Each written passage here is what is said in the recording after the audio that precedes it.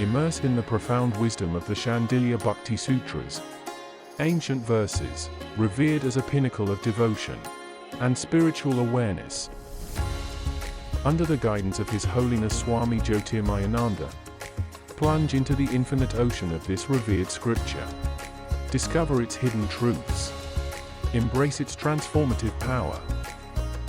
Awaken to new realms of divine love and spiritual awareness. The depths are calling. The deeper you dive, the more treasures you'll discover. And now, Sri Swami Jyotirmayananda.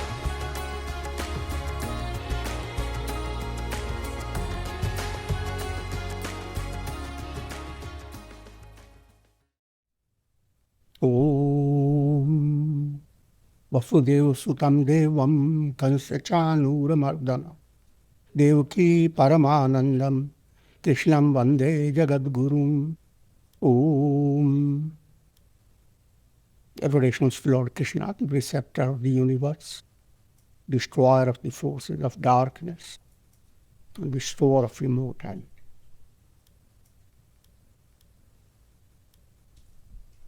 Shandilya Bhakti Sutras and Sutra number 59 focuses on various forms of worship, various forms of devotion that are practiced. They are all known as limbs, subsidiary limbs of Parabhakti. Parabhakti is supreme devotion. Supreme devotion is the fullest blossoming of divine love. That's the ultimate goal. We describe the goal in two ways. One is inclined to the intellect aspect, that's known as Jnana Yoga. The goal is to attain nirvana, liberation, extinction of all cravings and desires, mukti, liberation, moksha, which is another way of saying, to be free of all forms of bondage. And in that state of realization, Brahman alone exists. There is no duality. Another aspect of the same attainment, like two aspects in the same coin, is Parabhakti. You have attained experience of supreme love, and you do not have any more of your individuality. A river has entered the ocean. That's the ultimate goal of its love. That's again a simile. That's what Kabira said. Lali mere lal ki jit dekhang tit lal. Saint Kabir describes feeling in the heart of a devotee. In the initial stages, you started recognizing the presence of God within you, the glory of God around you. And as you advanced, you find that literally it means the beauty of my beloved. I went after looking for the beauty of my beloved. That wherever I turn my eyes, I see that beauty. Jit dekhang tit lal. Whichever way I turn, it is the divine self smiling. And when you see that divine vision enfolding you from all sides, then look at yourself. You have also become transformed. There is no way but to bring a poetry about it. In other words, you don't have a sense of individuality. You have to always understand that all human experiences are like experiences in a dream. No matter how wonderful a dream, you are in a better position when you wake up.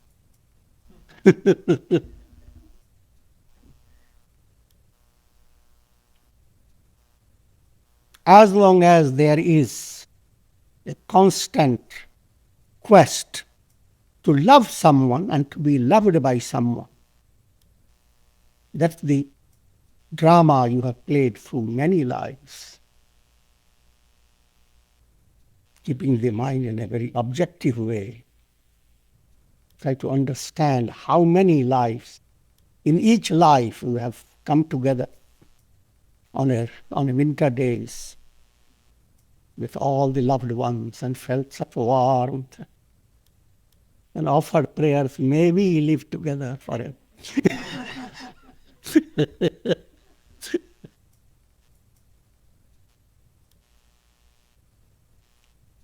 That happened just maybe 100 years ago.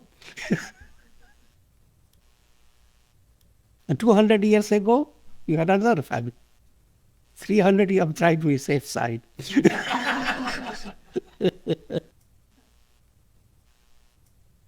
It's 20th century, at least 20 generations.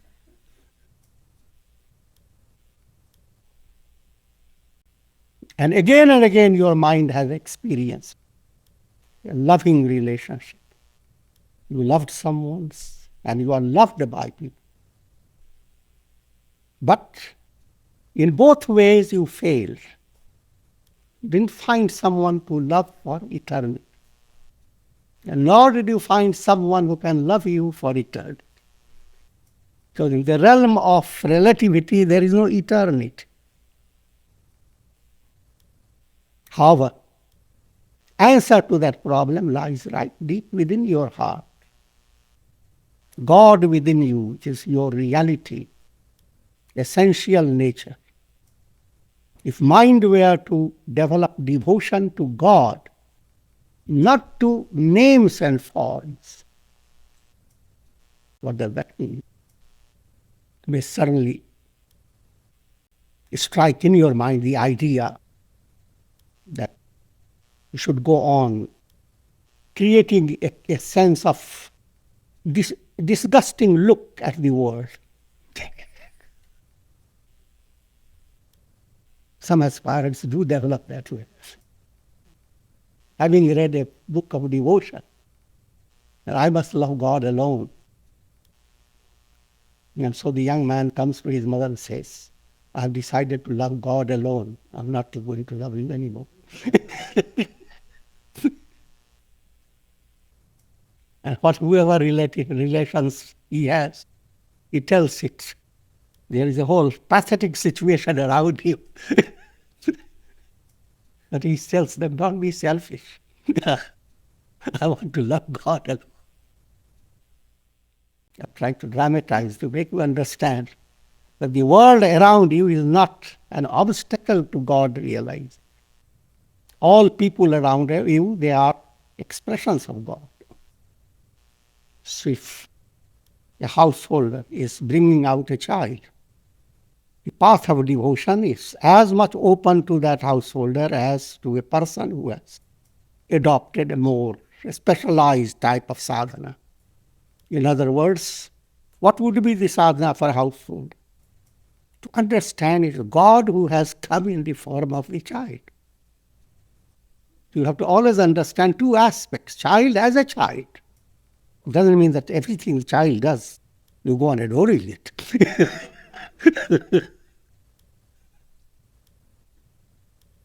But you go on understanding that every relationship, in every way you interact with people, God has designed that interaction to allow you to be enriched. If you develop that feeling that you are being impacted by God in everyone, there is God in a person who is angry with you, who makes you angry. He has manipulated his tongue in a strange way. Same God showers a lot of praise and good feeling towards you through another set of people. At a deeper level, you must realize that Siya Ram Mai Sab Jag Jani. Sita and Ram dwell in all names and forms. Therefore, Internally, there must be a sense of bowing down. But this profound internal feeling does not interfere with practical realities. A tree that draws a lot of nourishment through the root, it's growing and it's reality of the branches and inviting monkeys on it. Nothing is contradicted. Your life flourishes. I will not lead you too much in that direction, but gradually I will. I have no other choice. There are various methods to develop devotion. Shravan, listening to the scriptures, listening to the teachings, just like we are doing now. Bhajan, you sing the praises of God. Sing various stotras, hymns in praise of God. When you do bhajan, not only it inspires you, it inspires others. Doing japa, doing vrata, various types of disciplinary act, an act of even fasting on a certain day and dedicating the day for intense practice. They are sacred days according to the Hindu calendar, and you can do on Krishnashtami, on Ram Navami, and Hanuman Jayanti, and whatever. There are so many gods. Rather, the days, sacred days are more than the days in the calendar. The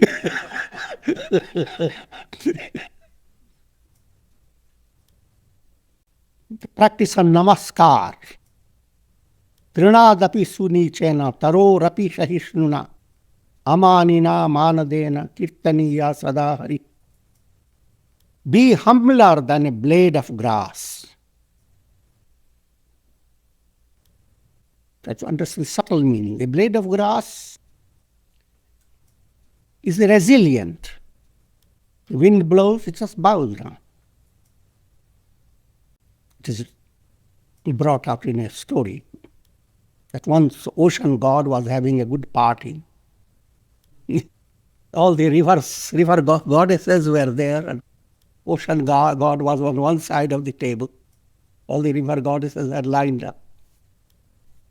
And ocean god said, turning to the Ganges river, Ganga Devi, "Oh Devi, you bring in so many wonderful things from those lands. But I have heard of very tender and delicate grass, and you don't bring any." Like a kind of complaint. And Ganga Devi says, each time I try, I swell up, create a flood. Even mighty trees by the banks break down. But this most cunning grass, they simply bow down. So the entire impact is lost. And when the impact is lost, they get up again.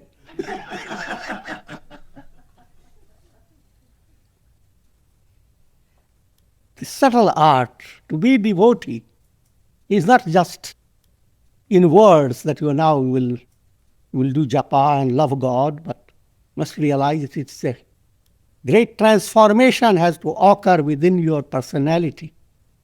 So try to be like grass, ready to bend down, have flexibility, resilience. Do not go on fighting against things. You don't need to fight. You see a dark cloud out there and you start straining your muscles. No need to. They will move away by themselves. Tarorapi sahishnuna.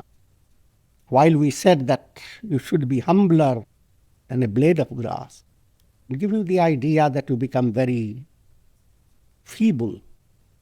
You remain very strong like a tree. A mango tree, so a lot of good mangoes. And young children pass by and they just throw sticks there or even pebbles or whatever.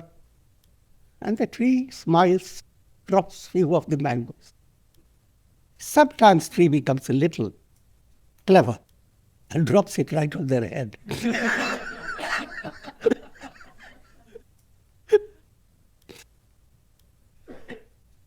But that's all for the purpose of joke.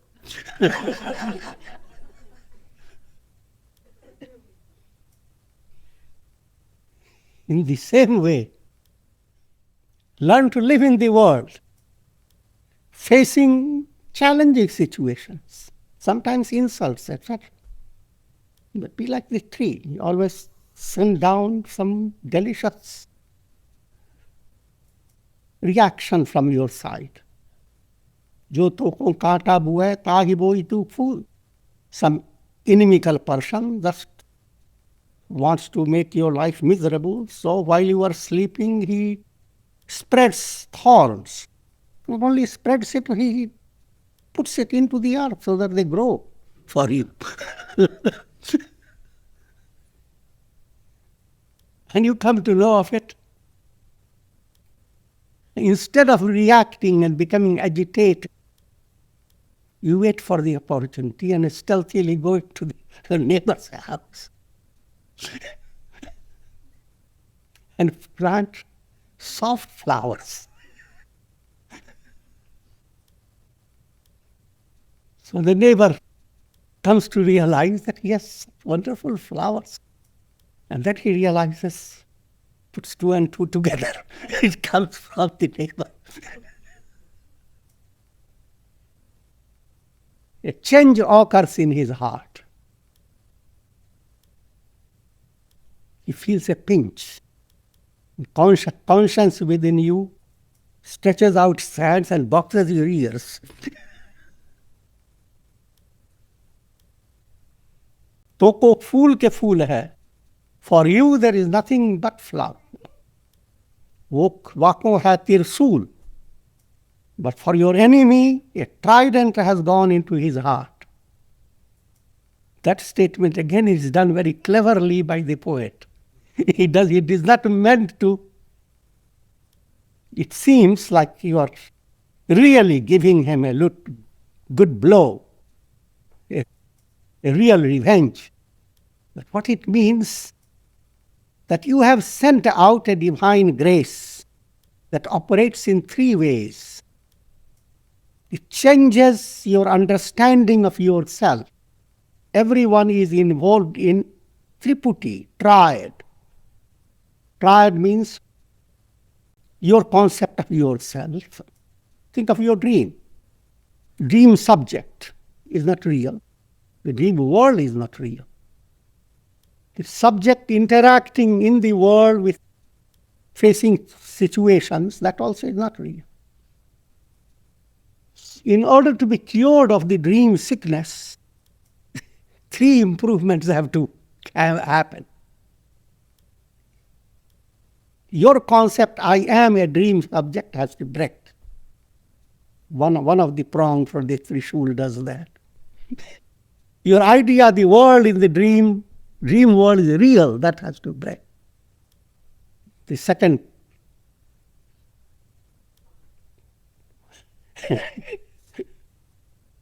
and the idea that you are interacting and you are experiencing pleasure and pain, that the third prong goes. The result, you wake up from the dream. So that Tirshul has to enter your heart. Consider the boon, consider the curse. Now, coming back again, I'm drifting into many directions. Practice of meditation, puja, worship, study of scriptures, acts of charity, acts of surrender, all these are called subsidiary limbs of Parabhakti. The role of these limbs, that's the topic. Raja Vidya, Raja Guhyam, this is a statement from the Gita. Rajavidya Rajaguhyam Pavitram Idamuttamam Pratyakshawagamam Dharmam Susukham Kartumabhyayam. This knowledge is the king of all knowledge. The knowledge that gives you opens for you the path leading to supreme devotion, parabhakti. Once love has entered your heart, your sadhana becomes very easy. But if love is not flourishing, but the head is getting lot swollen up, your intellect is advancing, very critical, very analytical, very subtle, very sharp, but there is no feeling. If that is so, then your movement your path is filled with obstacles. But if love has entered your heart, love for God, the path becomes very easy. And that's, Gita calls it, royal secret. The best of all purifiers, fit to be realized directly. It is of the highest dharma, very easy of attainment and yet imperishable. And I will give one quotation from Bhagavad Puran. Yanasthaya naro rajan na pramadyeta karhich dhavan nimilya vanetre na skalet na pate diha. If you have adopted this path of devotion, then there is no default. You can run on the path. You can keep your eyes closed while you are running. You want to hop? You can do that.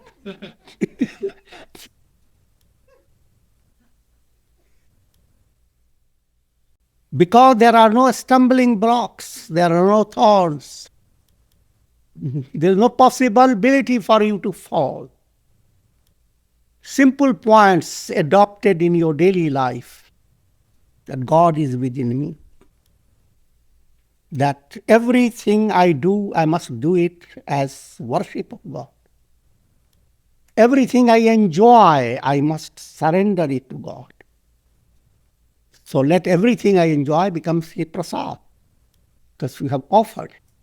And when you have developed that idea of offering everything you do to God, then you must realize that you have been tricked by the scripture. You can't do anything that is negative. Even in ordinary things in the world, when a mother is preparing food for a son that's coming from a distance, when she knows she is doing for the child, does everything in a perfect manner with great joy. In the same way, when you know you are doing things, whatever you are doing, you are going to offer it to God. So naturally your mind becomes now more active, more alert. Let me not put in any flea into it. Whatever I do must be perfect. And if you made any mistake, then we correct it next time. You are always alert. How can I do better and better? Therefore, day by day, your love within your heart is blossoming. How can your life be miserable or dull? This being so, now it's a matter of whether you want to race a little or just run in a normal way or just walk. I do not have to also go on using your questioning mind. Am I doing the right thing?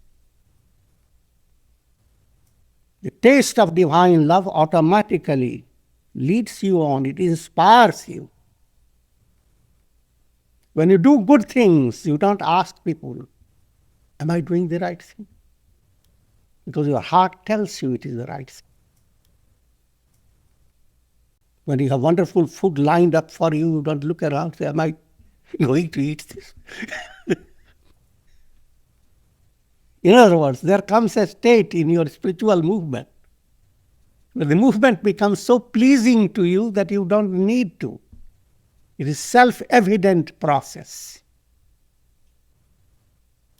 In 60th Sutra, Tasu Pradhana Yogat Phaladitya, some hold the view that by the practice of subsidiary limbs, a Parabhakta attains superiority of result. There is a statement in the scripture that do everything with devotion.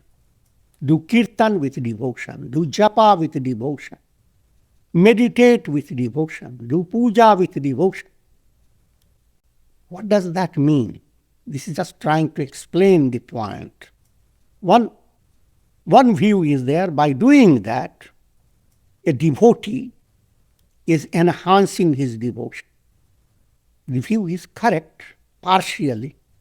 It is not correct when it is applied to Parabhakta, one who has already attained supreme devotion. A person who has attained supreme devotion may continue to do these things. This becomes natural. He doesn't do these things to enhance his devotion. His devotion is already blossoming.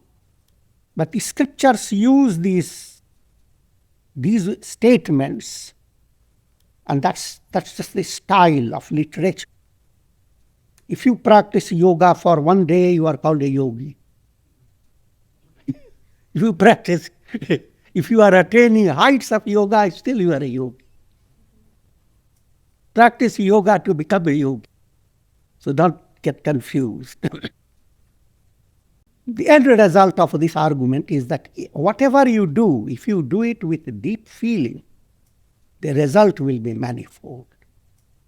If you do japa, repetition of divine name, if you do it with great feeling, the divine name means you are coming close to God. With each name you are enjoying a sense of divine presence. With each divine name you feel the touch of God. The Divine Mother is enfolding you. The process of bhavana is according to your own feeling. You don't strain yourself. When you like someone, you don't strain yourself. You like God. Try to evolve that feeling. What would we? It was the God whom you loved through countless embodiments. And now, therefore, you are dealing with the profound fact so that you will stop coming back and rehearsing the drama to love and to be loved. The mind must have a full understanding of the tremendous impact of focusing on that love which has haunted you through so many lives. Therefore, satsanga, good association, japa and all that, an integral yoga in day-to-day life, all that must go on. Namneti Jaimini sambhavat. Say Jaimini is of the view that by these inferior forms, these subsidiary forms, they are known as bhakti since it is consistent. They lead to supreme devotion. Any sadhana that leads to supreme devotion is praised by describing it. This is bhakti. This is parabhakti. If you are singing the divine name, and if you end up with the saying, oh, I have attained parabhakti. These are simple points just to understand that scriptures use the sadhana stage of an instruction as bhakti, as well as perfected state as bhakti. This shouldn't confuse. Atranga prayoganam yatha kala sambhavo grihadivat. Another point that comes in the mind of a devotee. The point is that what should be done first?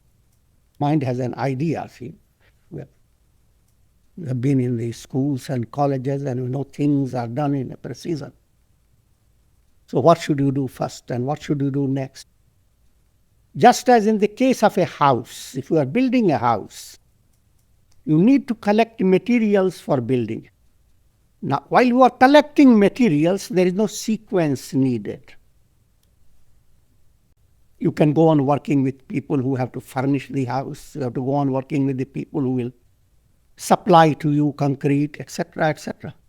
And whoever comes first, you arrange things that way. In the same way, whether you should do kirtan first and then japa, or whether we should do meditation first and then japa, or whether you should do it only when you are seated, all these shouldn't bother your mind. There is no sequence needed. As and when you are able to practice them. Yes, if you have adopted a sadhana style day by day, that will be wonderful. You do that. That's very desirable. But whatever style you have adopted, you can make adjustment, changes. Say, for example, someone gets up early in the morning and sits for meditation and simply goes to sleep. Therefore, it will be more practical for the person to do some yoga exercises and allow the body to become more prepared.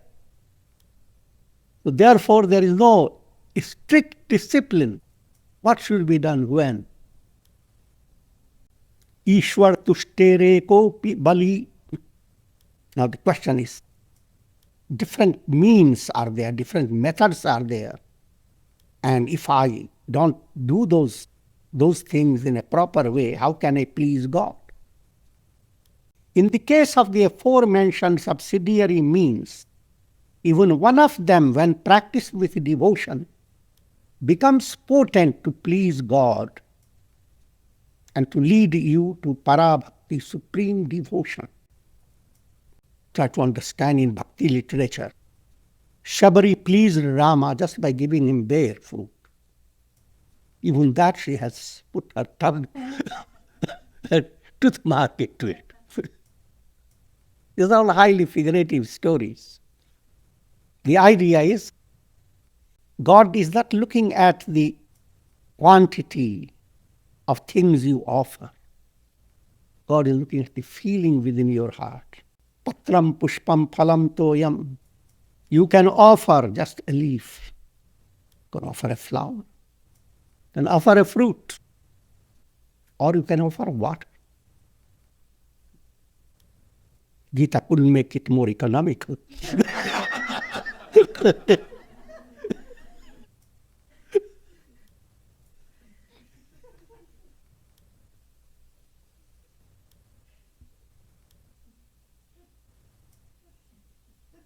This doesn't mean that you have to always look for leaves to offer. It's the feeling within you that creates a potency in what you are offering. Even in practical world, a child brings a flower to the mother. It's the feeling that touches the heart, not the looks of the flower.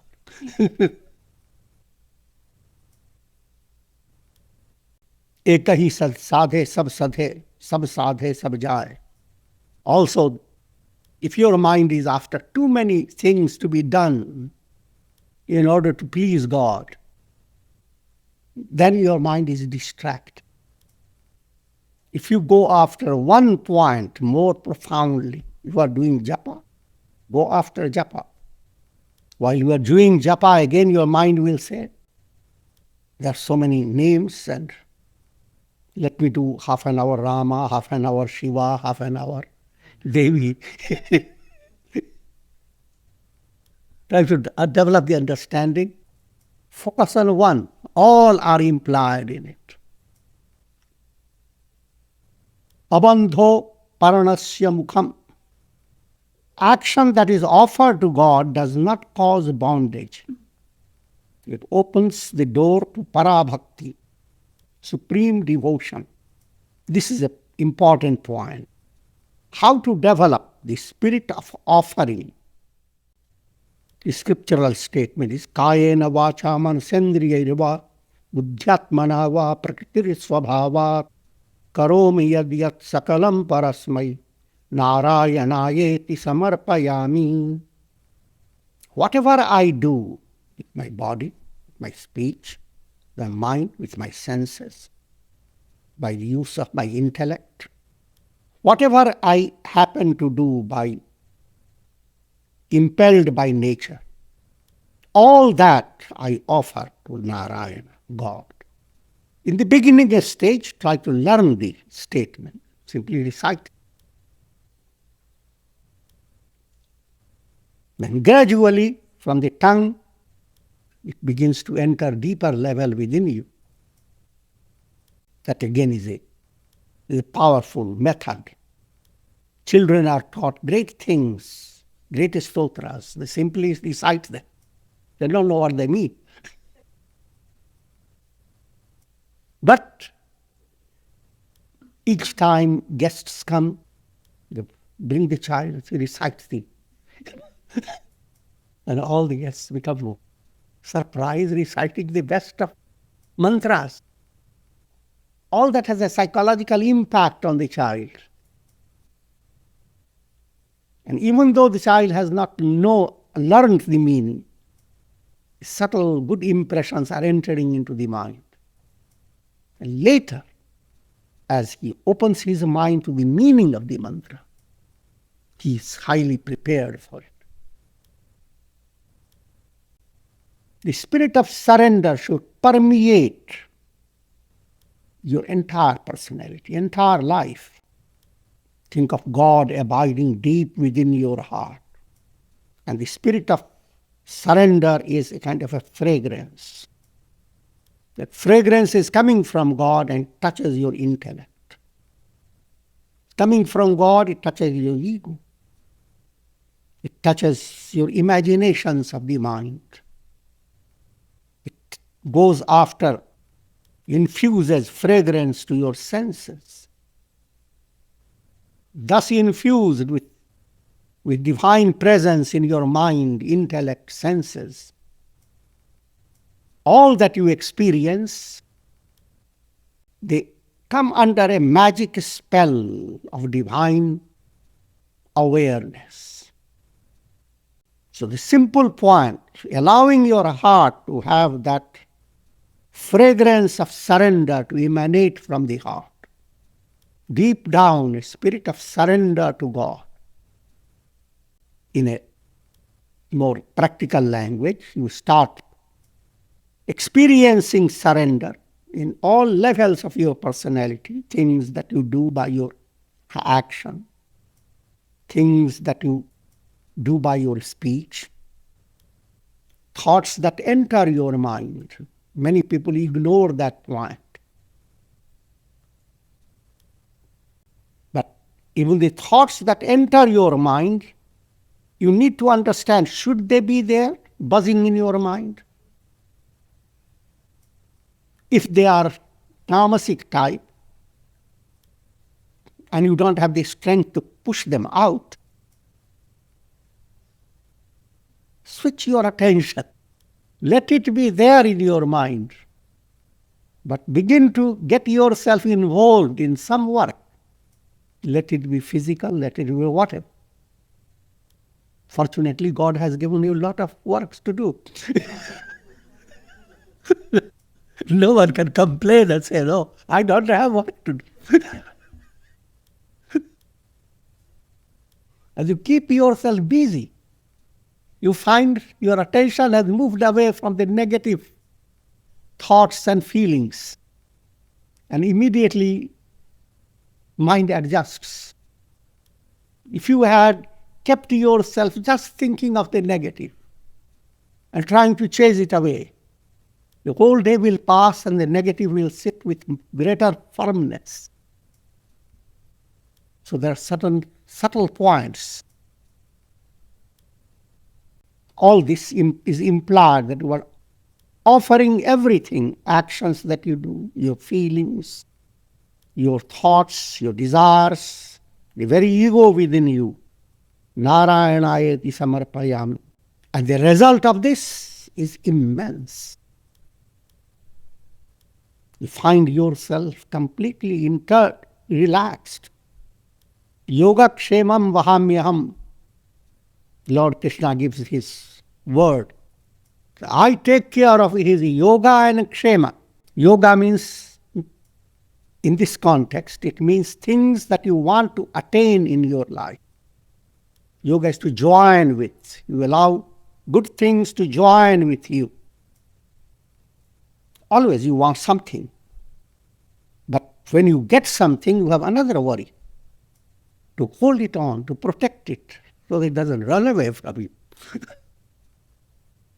Or somebody doesn't snatch it from you.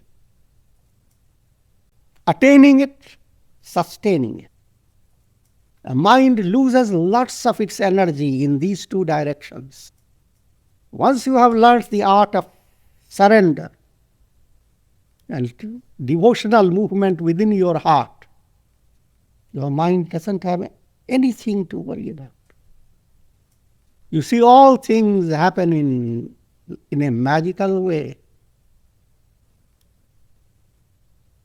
And while all things happen in a magical way, you continue to perform your actions with increasing skill and dexterity. You don't develop the idea somebody is doing it, so why should I?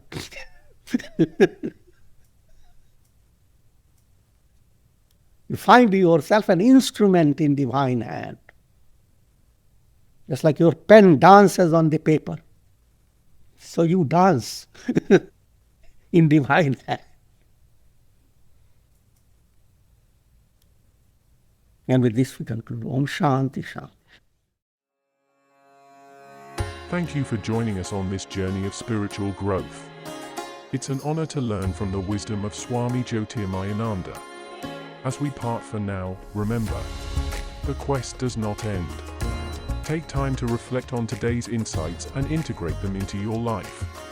Until next time, stay open, stay curious, stay present. The light within you is always shining.